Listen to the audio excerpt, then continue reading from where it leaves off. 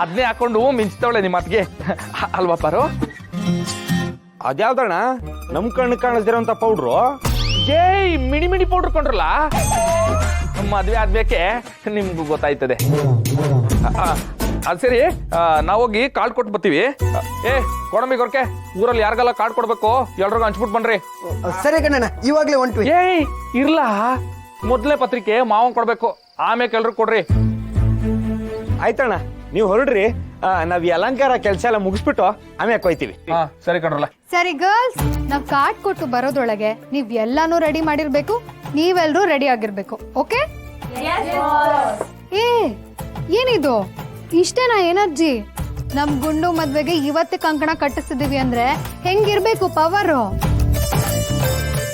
Girls ಎನರ್ಜಿಗೆ ಊರೇ ಅಲ್ಲಾಡ್ಬಿಡ್ಬೇಕು. ಓಕೆನಾ? ನಾವ್ ಹೋಗ್ಬಿಟ್ಟು ಬೇಗ ಬರ್ತೀವಿ, ಆಮೇಲೆ ಎಲ್ರೂ ಸೇರ್ಕೊಂಡು ಧೂಳೆಪ್ಸೋಣ. ಯಾಕೆ ಬರೋ ಪಾಪ ನನ್ ತಂಗಿರು ಆಟೊಂದ್ ಕಷ್ಟ ಪಟ್ಬಿಟ್ಟು ಇಲ್ಲಿ ಕಸ ಹೊಡೆದು ನೆಲ ಒರ್ಸವ್ರೆ. ನೀನ್ ನೋಡಿದ್ರೆ ಮತ್ ಧೂಳೆಪ್ಸೋಣ ಅಂತಿದ್ಯಲ್ಲ. ಧೂಳೆಪ್ಸಿದ್ರೆ ಮತ್ ಮನೆ ಕಸ ಆದ್ರೆ ಯಾರ್ ಕಸ ಬಾಚೋರು?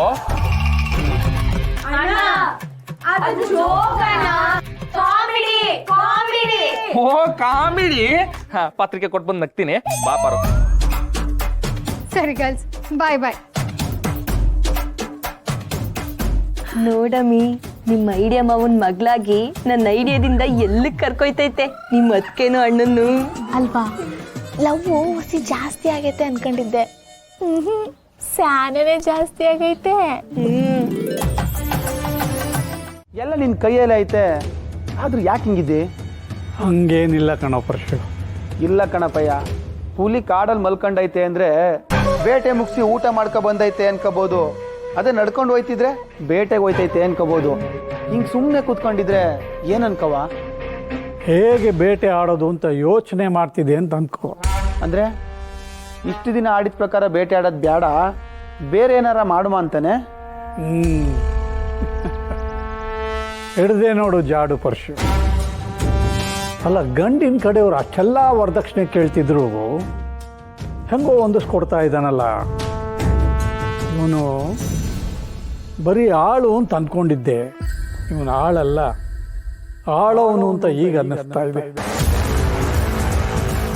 ದಣಿ ದಣಿ, ನೆನ್ನೆ ಗಂಟ ಗಿಣ್ ಕೇಳ್ತಾ ಇದ್ರಿ, ಗೋವಿಂದೇಗೌಡ್ರ ಮನೆ ಹಸ ಕರ ಹಾಕೈತೆ, ಮುಂಜಾನೆ ಹೋಗಿ ಗಿಣ್ ತಯಾರು ಮಾಡಿಸ್ಕೊಂಬಂದೀನಿ, ತಗೊಳ್ಳಿ.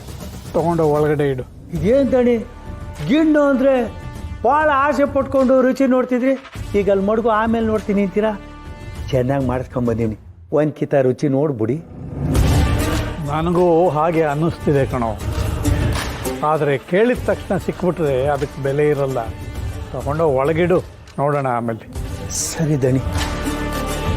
ಅಪ್ಪಯ್ಯ, ಬೇಟೆಗೆ ಏನಾದರೂ ಹೊಸ್ದಾಗಿ ಜಿಂಕೆ ಸಿಕ್ತಾ, ಅಥವಾ ಸಿಕ್ಕಿರೋ ಜಿಂಕೆನೇ ಇಟ್ಕೊಂಡು ಇನ್ನೇನಾದರೂ ಮಾಡಬೇಕು ಅಂತಿದ್ಯಾ? ತಾಯಿ ಹೇಳದೆ ಇದ್ದರೆ ರಕ್ತ ಪರೀಕ್ಷೆ ಮಾಡಿ ಸಂತಾನ ಯಾರ್ದು ಅಂತ ತಿಳ್ಕೋಬಹುದು.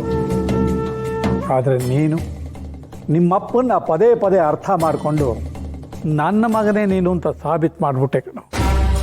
ನಾವು ಶಿವಕ್ಕೆ ಕೊಡ್ತಿರೋ ಕಾಟ ಸಾಲದು ಅನ್ನಿಸ್ತಿದೆ. ನೋಡು, ಮೊನ್ನೆ ಬಂದಾಗ ಎಷ್ಟು ಖುಷಿಯಾಗಿದ್ದ. ಗಂಡನವರು ಅಷ್ಟೆಲ್ಲ ವರದಕ್ಷಿಣೆ ಕೇಳ್ತಿದ್ರು, ಹೇಗೋ ಹೊಂದಿಸ್ಕೋತಿದ್ದಾನೆ. ಅದಕ್ಕೆ ಅವನಿಗೆ ಭಯ ಹುಟ್ಟೋ ಹಾಗೆ ಇನ್ನೇನಾದರೂ ಮಾಡಬೇಕು ಅಂತ ಯೋಚನೆ ಮಾಡ್ತಾ ಇದ್ದೀನಿ. ಅಲ್ಲ ದಣಿ, ಈಗಾಗಲೇ ಎಲ್ಲ ವ್ಯವಸ್ಥೆ ಮಾಡ್ಕೊಂಡಿದ್ದಾರಲ್ಲ, ಇನ್ನೇನಿದ್ರು ಮದುವೆ ಆದ್ಮ್ಯಾಕೆ ಅವ್ನು ಅಳೋದಷ್ಟೇ ಬಾಕಿ. ಶತ್ರುಗಳನ್ನ ನೆಮ್ಮದಿಯಾಗಿರೋದಕ್ಕೆ ಬಿಡಬಾರ್ದು ಕಣೋ ಛತ್ರಿ. ಉತ್ತಮ ಅನ್ನಿಸ್ಕೊಂಡವನಿಗೆ ಎಲ್ಲೋದ್ರೂ ಶುಭಾನೇ ಆಗುತ್ತೆ. ಈ ಶಿವು ಎಲ್ಲನೂ ವ್ಯವಸ್ಥೆ ಮಾಡ್ಕೊಂಡಿದ್ದಾನೆ ಅಂತ ಅನಿಸುತ್ತೆ, ಅದಕ್ಕೆ ಅಷ್ಟೊಂದು ಹಾರಾಡ್ತಿದ್ದಾನೆ. ಅದು ನನ್ನಿಂದ ಸಹಿಸ್ಕೊಳ್ಳೋಕ್ಕಾಗ್ತಿಲ್ಲ. ಅವನು ಕ್ಷಣಕ್ಕೂ ಒದ್ದಾಡ್ತಾ ಇರಬೇಕು, ಯಾವಾಗಲೂ ಕಾವಲಿ ಮೇಲೆ ಕೂತಿರಬೇಕು. ಅದನ್ನು ನಾನು ನೋಡಬೇಕು. ಅದಕ್ಕೆ ಒಂದು ಉಪಾಯ ಮಾಡಿದ್ದೀನಿ. ಆ ಹುಡುಗನಿಗೆ ಫೋನ್ ಮಾಡಿಕೊಡು. ಸರಿಪಯ್ಯ.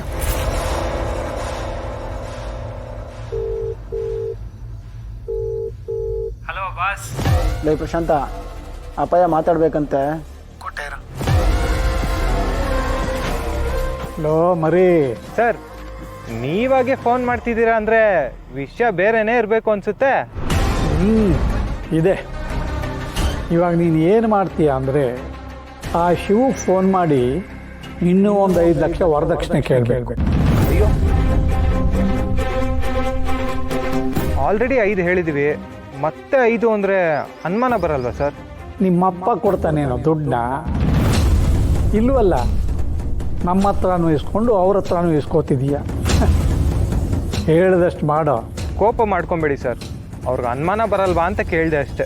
ಬರದೇ ಇರೋ ಹಾಗೆ ನೋಡಿಕೊಂಡು ಕೆಲಸ ಮಾಡಬೇಕಾಗಿರೋನು ನೀನು. ಅದಕ್ಕೆ ಅಲ್ವಾ ನಿನ್ನನ್ನು ಕರ್ಕೊಂಡು ಬಂದಿರೋದು ನನ್ನ ಮಗ. ಬೇರೆ ವಿಷಯದಲ್ಲೆಲ್ಲ ತೋರಿಸೋ ಬುದ್ಧಿವಂತಿಕೆನ ಇದರಲ್ಲೂ ಸ್ವಲ್ಪ ತೋರಿಸು. ಈಗ ಅವನು ಏನು ಕೇಳಿದ್ರು ಕೊಡ್ತಾನೆ ಕಣೋ. ಮೊದಲೆಲ್ಲ ಮದುವೆ ಆಗಲಿ ಅಂತ ಕೊಡ್ತಿದ್ದ, ಈಗ ಇಷ್ಟೆಲ್ಲ ವ್ಯವಸ್ಥೆ ಆದಮೇಲೆ ಮದುವೆ ನಿಲ್ಲದೇ ಇರಲಿ ಅಂತ ಕೊಡ್ತಾನೆ. ಕೇಳು. ಸರಿ, ಫೋನ್ ಇಡು. ಸರಿ ಸರ್, ನಾನು ಹೇಳ್ತೀನಿ. ಈಗ ಮದುವೆ ಗಂಡು 5 ಲಕ್ಷ ಕೇಳೋ ಜಾಗದಲ್ಲಿ 10 ಲಕ್ಷ ಕೇಳಿದ್ರೆ ಶುರುವಾಗುತ್ತೆ ಶಿವನಿಗೆ ನಡ್ಕ. ಆ ನಡ್ಕ ಹೆಂಗಿರುತ್ತೆ ಅಂದರೆ ಕಣ್ಣುಗಳು ಅದರುತ್ತೆ, ರೆಪ್ಪೆಗಳು ಉದುರುತ್ತೆ. ಶುರುವಾಗುತ್ತೆ ಶಿವತಾಂಡವ. ದಣಿ, ನೀವೇನಾದರೂ ಆ ಕಾಲದಾಗಿದ್ದಿದ್ರೆ ನಾ ಇವಾಗ ಮಾತಾಡಿಸಿ ಬ್ರಿಟಿಷ್ನವ್ರನ್ನ ನುಂಗ್ಬಿಡ್ತಿದ್ರಿ.